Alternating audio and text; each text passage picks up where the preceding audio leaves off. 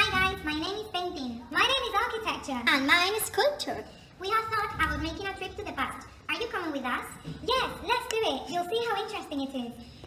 Come and you will see that the sculpture is the most important part of all art. Sculpture, please don't start over. We have all contributed to the history of art. Let's do it.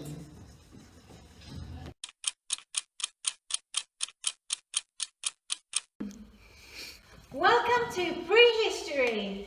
You're the oldest one. I highlighted the most during this stage, since I was away for minutes to express themselves subjectively. My greatest work was in the caves of Altamira, where using blood, animal fat, and pigments, they made me in form of hens or hunting skins, as we can see in the shrunk bison. Wow! In my case, they also use stones to sculpt. For example, turn me with stone, bone, and later with metal into the round lamp in Deer, in Asturias. Mainly they use me as a cult of woman's fertility. Curious, right? Yes! Here we have a lot to talk about. At this time in Spain, there existed 3 colonies that were the Tartessos, the Iberians, and the Celts, and it was later colonized by Phoenicians and Greeks. I think I don't have much to talk about here. The ones who contribute the most at this stage were you guys. Well, that is true, but you will learn a lot, trust me. The first people in the Iberian Peninsula were the Tartessos. Let's start with them. In my case, ceramics is one of the most important elements of this era, especially the treasure of the Carambolo, made of pure gold. Yes, you're right. Within architecture, I can highlight the sanctuary of Cancho Romano de Badajoz, which was the most important in the Tartessian world. Interesting. And what about the Phoenicians? The Phoenicians came to the Iberian Peninsula mainly to trade. They settled in Gadir, which is in Cádiz, where the 2 anthropoid sarcophagus was found. And what about you, sculptor?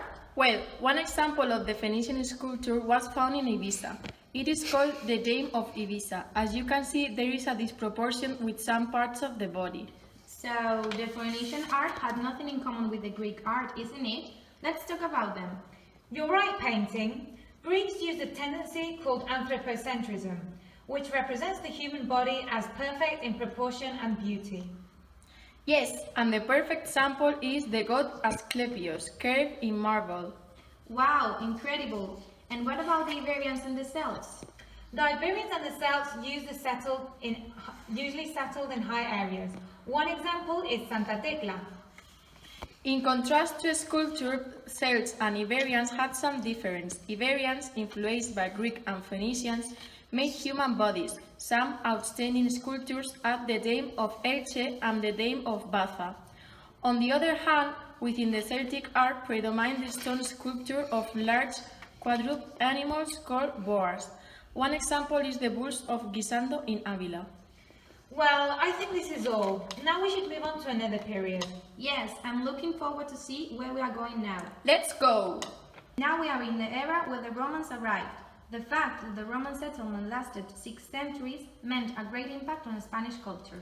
The best examples of Roman archaeological remains can be found in Italica, which is now Sevilla, Emerita Augusta, which is now Mérida, and Tarraco, which is now Tarragona.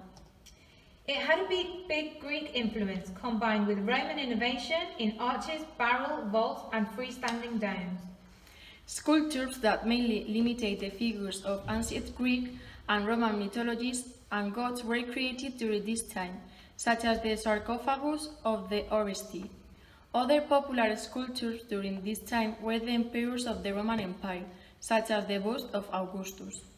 Sadly for me, Romans were more interested in sculpture and architecture rather than painting. Their painting took shape as mosaics, which can be found as decorations in their architectural creations, such as the ones found in La Olmeda. We can all agree that I grew the most during the Roman settlement. Romans built aqueducts, like the one found in Segovia, built in order to carry the water of the river to the city, and big walls to protect the cities, such as the walls of Lugo. Don't forget to mention about your famous amphitheaters. Even I know that. Oh yes, thank you, sculpture. There are many amphitheaters found across Spain, like for example the amphitheater of Tarraco, which was used for popular events such as gladiator games. After the Romans, the Muslims arrived from northern Africa. This meant the beginning of the Middle Ages. During these ages, specifically in the years 711, Muslims from northern Africa arrived at the peninsula. This altered the course of the Spanish culture due to their Islamic faith. In sculpture, they mainly focus on fountain pieces, shaped as animals. The most commonly known in Spain is the lion's court, which can be found in the Alhambra. Yes, the Alhambra is amazing architecture, which was once home to royalty of the Nasrid dynasty, although it began as a military fortress. Yes, that's right, architecture. But also let me mention the curved boxes in ivory or boats. Their function was to store valuables or perfumes such as one found in the Cathedral of Zamora. Did you guys know that Muslims believed that there was a relation between beauty and symmetry? Thus they painted and decorated the interior of their palaces with tiles of symmetrical patterns known as tessellations. Architecture, do you know where some of these examples can be found? Yes, in the Alhambra, although painting. I know there are also some paintings on the ceiling of some rooms in the Alhambra. Oh, architecture, you're so clever. There are paintings on leather found on the ceiling of the room the kings were, where we can find the abundant use of the lime and gold. Is it my turn to talk about other forms of architecture in Spain, as I've already spoken about the Alhambra? Well, in Islamic architecture we can find features such as domes, columnar arches, mosaics and semicircular horseshoe arches, and the predominant material they used was brick. So as I've already mentioned palaces, I'll talk to you about the most famous mosque and the tallest minaret in Spain. Are you talking about the Mosque of Cordoba? And the Giralda in Seville. Guys, Sorry. So, the Mosque of Cordoba took over 2 centuries to complete. And as for the minaret of Giralda, it was the tallest building in Seville for over 800 years. While the rest of Spain was conquered by Muslims, in the north, specifically Asturias, there was a different type of art, known as pre-Romanesque. The term pre-Romanesque refers to the art and architecture that succeeded the Classical Age and that preceded the Romanesque period.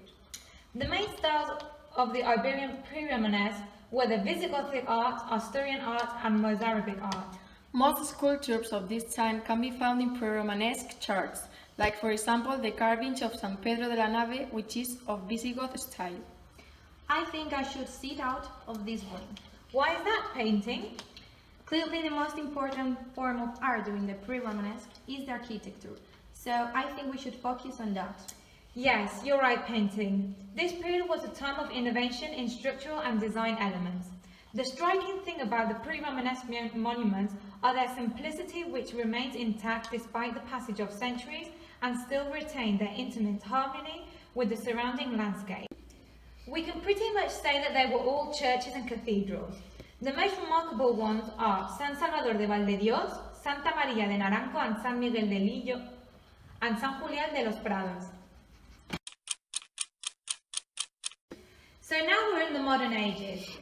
I'm from the Romanesque period, and I tended to expand to the sides instead of upwards, although it was not a good idea because in the future it didn't cause a sensation.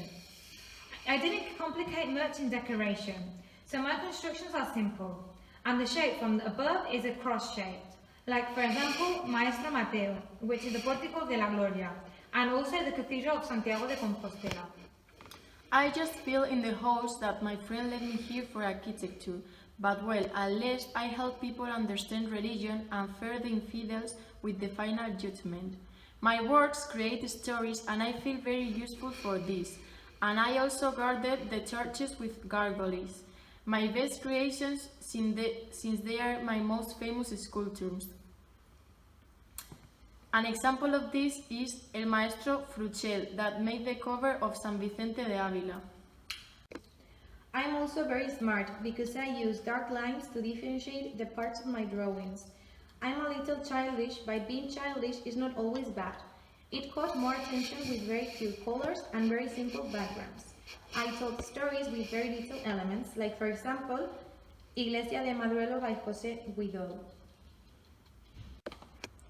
Hey, don't forget me! I'm the Gothic period. I share time with you, but unlike you, I prefer to make figures with more realistic movement.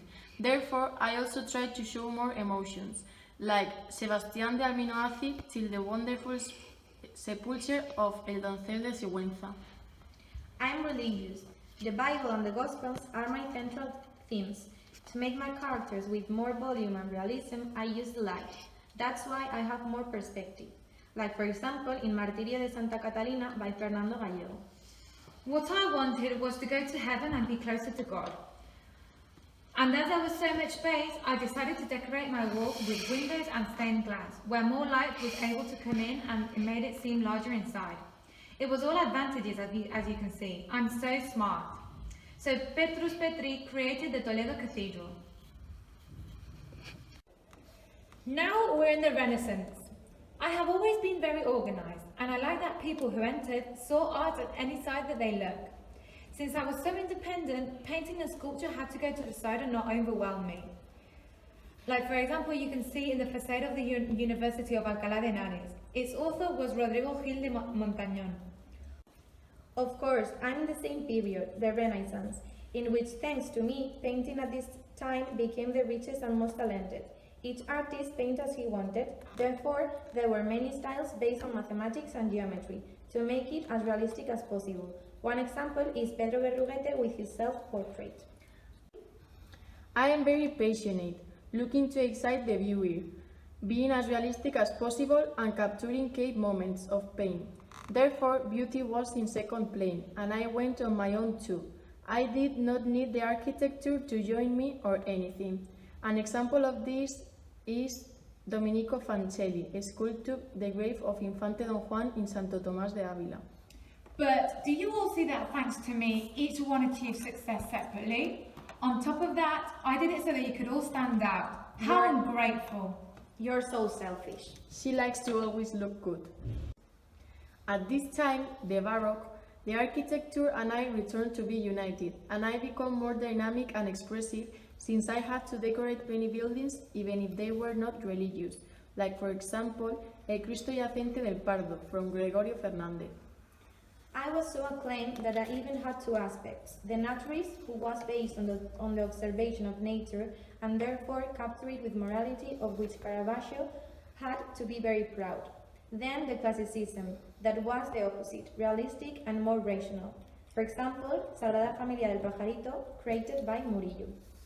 I was motivated, and the more focused I was, the better.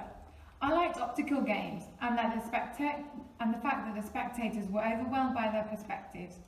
Apart from that, I liked that the shape of my buildings were more round instead of rigid. One important work of this time was the Granada Cathedral, which was built by Alonso Cano. Last stop! This is the contemporary age.